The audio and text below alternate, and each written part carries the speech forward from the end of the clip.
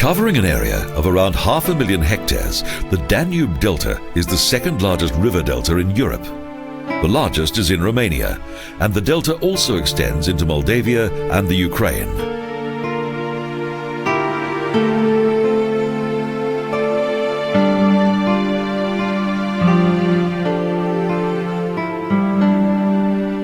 Following the collapse of the communist regime, this area has become an increasingly popular tourist destination.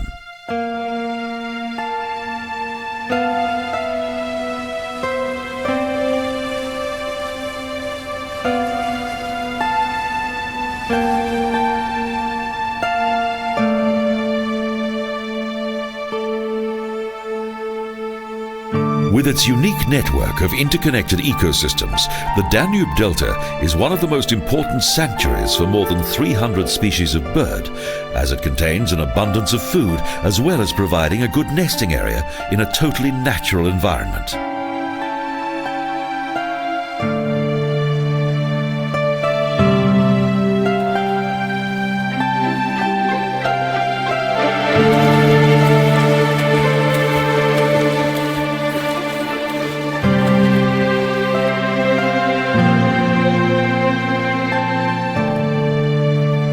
Ever since ancient times, man has been attracted to this region due to the huge quantities of fish that inhabit its waters. The famous chronicler Herodot wrote of the delta in the 5th century AD.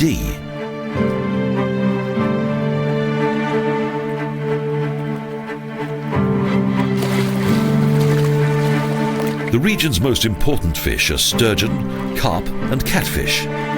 Even though the fishing methods are somewhat dated, the annual catch is highly impressive, and commercial breeding also takes place here.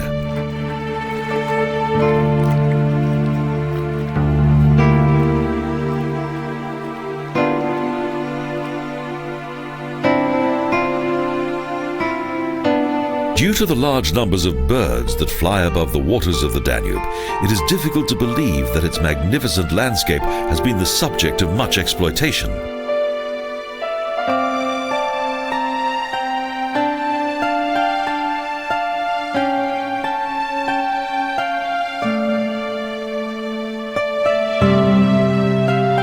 However, the Romanian government has now realized the importance of the delta from both an ecological and natural history point of view.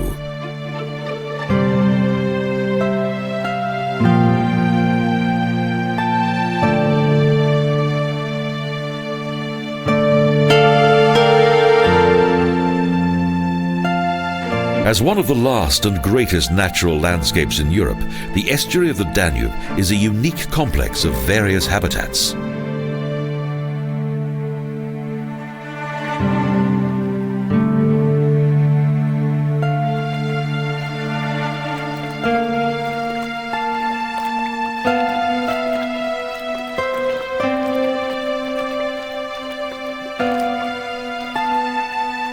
A carpet of yellow and white water lilies creates a marvelous effect on the surface of the water. The diversity of the local vegetation is truly impressive.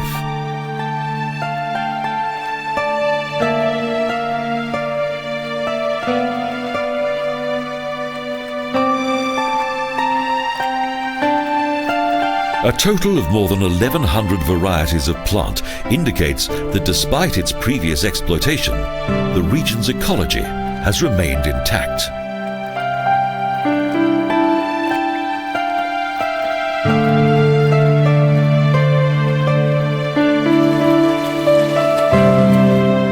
Ornithologists appreciate the natural splendor of the Danube Delta, as it is the habitat of several endangered species of bird, such as the heron.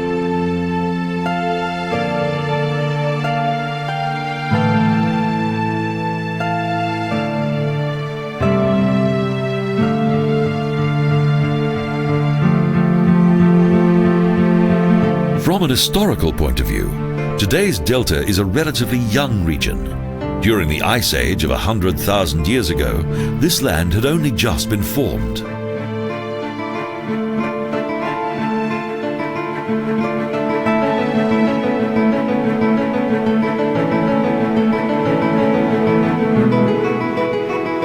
When the river eventually made its way to the Black Sea and the climate gradually became warmer again, large areas of the land became overrun with water.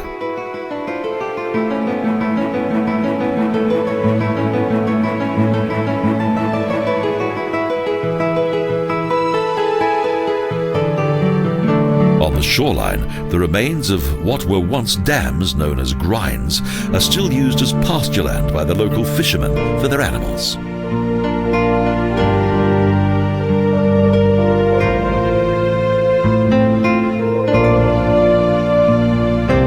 However, the fishermen's cows and horses also spend most of the year in the wild on various tiny islands. Only in winter are they returned to the pastures.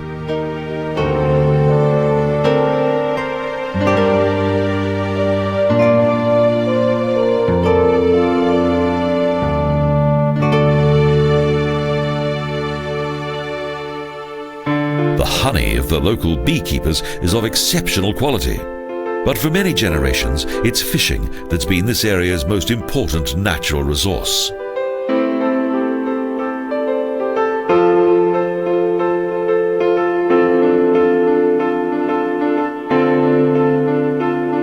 Apart from fishing, there's little else here to provide an income.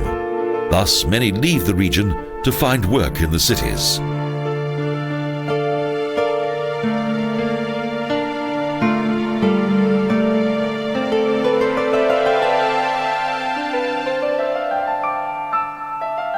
But after decades of environmental pollution and the end of industrial exploitation within the delta, the balance of nature has been returned to this region.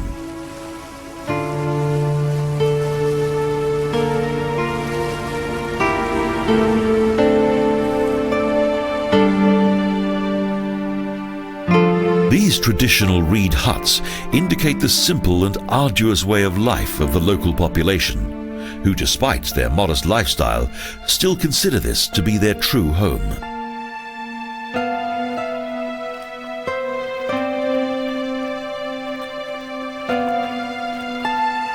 In some areas, the channels have become so wide that they appear as small lakes right in the heart of the delta. And when the wind blows strong, it creates small waves on the water.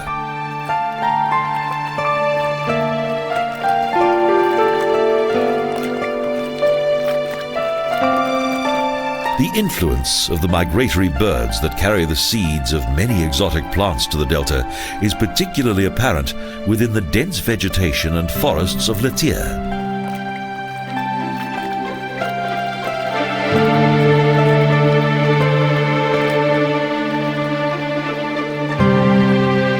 The landscape of the delta continues to change. Each year, the waters of the Danube wash ashore huge amounts of sand and debris.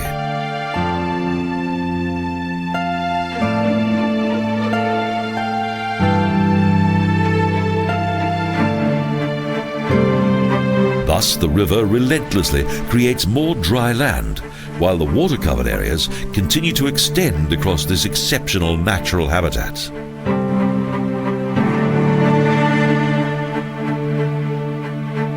The future of this freshwater reserve, located on the eastern edge of Europe, appears to be assured. The Danube Delta continues to survive.